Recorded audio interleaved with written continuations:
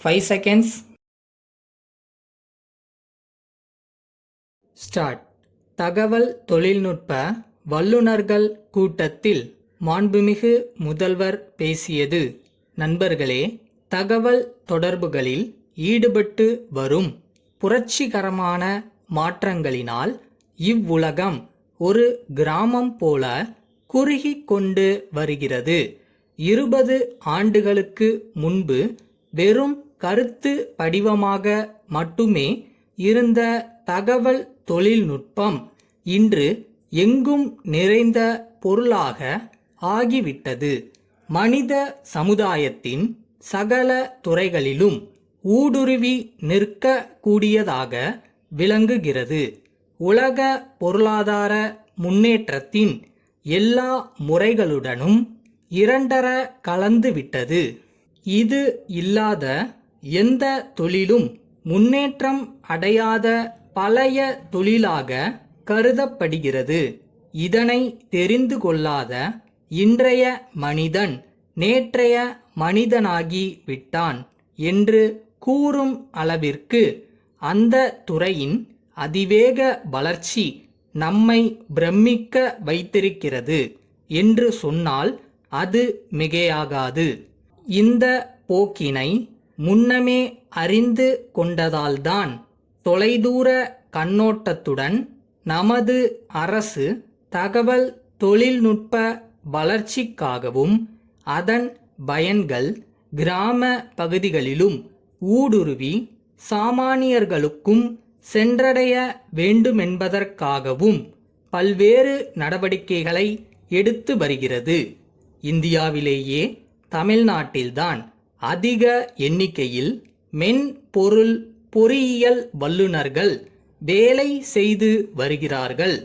சென்னை மாநகரை நாடி தகவல் தொழில்நுட்ப நிறுவனங்கள் தேர்வு செய்யும் முதல் நிலை நகரம் என்று தேசிய மென்பொருள் மற்றும் பணி நிறுவனங்களின் சங்கம் அறிவித்துள்ளது. அரசு துறைகளை கணினி மயமாக்கவும் பள்ளி கல்வியில் இந்த தொழில்நுட்பத்தை இணைக்கவும் தமிழ் மென்பொருளை உருவாக்கி பரப்பவும் ஒரு துணைக்குழுவும் உருவாக்கப்பட்டிருப்பதை மகிழ்ச்சியுடன் தெரிவித்துக் கொள்ள விரும்புகிறேன். நமது தொழில் முனைவோர்கள் அளிக்கும் வரவேற்பை பொறுத்துத்தான் எதிர்கால தொழில் வளர்ச்சியில் நமது மாநிலம் இந்திய துணை கண்டத்திலேயே முதன்மை இடத்தை பெற வேண்டி இருக்கிறது. இதனுடைய வளர்ச்சிக்காகத்தான் டைடல் என்று சொல்லக்கூடிய மென்பொருள் பூங்காவை சென்னையில் நிறுவியிருக்கிறோம்.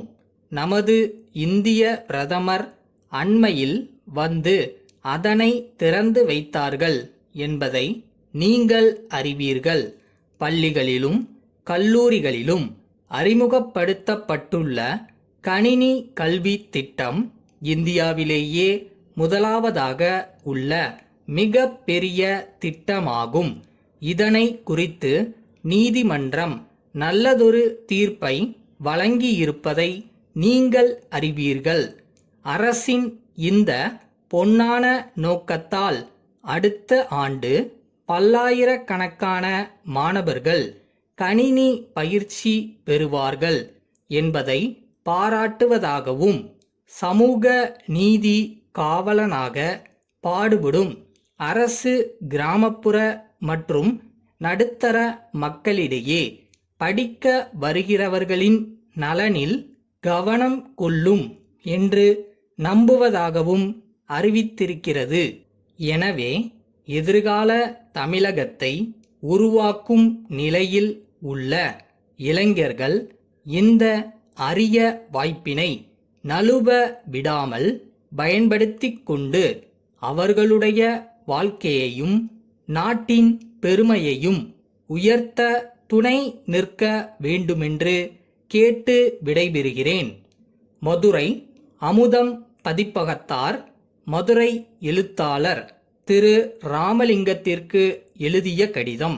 அன்புள்ள ஐயா, தாங்கள் எழுதிய 2 நாவல்களை நாங்கள் புத்தகமாக வெளியிட்டதில் நாங்கள் எதிர்பார்த்த அளவுக்கு அவைகள் விற்பனையாகவில்லை என்பதை தங்களுக்கு தெரிவித்துக் கொள்கிறோம்.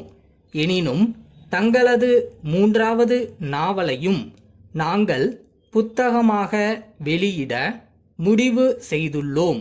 தங்களது 2 நாவல்களும் சிறந்த முறையில் எழுதப்பட்டிருந்தாலும் அவைகள் மக்களை கவரவில்லை என்பது வருந்தத்தக்கது. எனினும் சமீப காலங்களில் நல்ல முறையில் எழுதப்பட்ட பல நாவல்கள் விற்பனையில் எதிர்பார்த்த அளவுக்கு இருக்க இயலவில்லை. தாங்கள் சமீபத்தில் அனுப்பியிருந்த 9 புதிய நாவல்களையும் இத்துடன் திருப்பி அனுப்பியுள்ளோம். அவைகள் நாங்கள் எதிர்பார்த்த அளவுக்கு இல்லை என்பதை தெரிவித்துக் கொள்கிறோம். எனினும் அவைகளுக்குரிய தொகையை இந்த கடிதத்துடன் இணைத்துள்ள இணைப்பில் கண்டுள்ளபடி தாங்கள் ஒப்புக்கொள்வதாக இருந்தால் அவற்றை பிரசுரிக்கவும் முதல் 3 நாவல்களுக்குரிய பதிப்பு உரிமையை நாங்களே ஏற்றுக்கொள்ளவும் தயாராய் இருக்கிறோம்.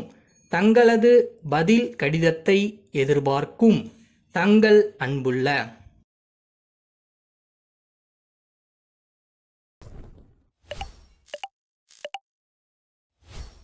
ஒருபோதும் உங்களோட நம்பிக்கையை மட்டும் இழந்துடாதீங்க. அது மட்டும்தான் உங்களை காப்பாற்ற போற மாய சக்தி. ஸோ உங்களை நீங்க நம்புங்க.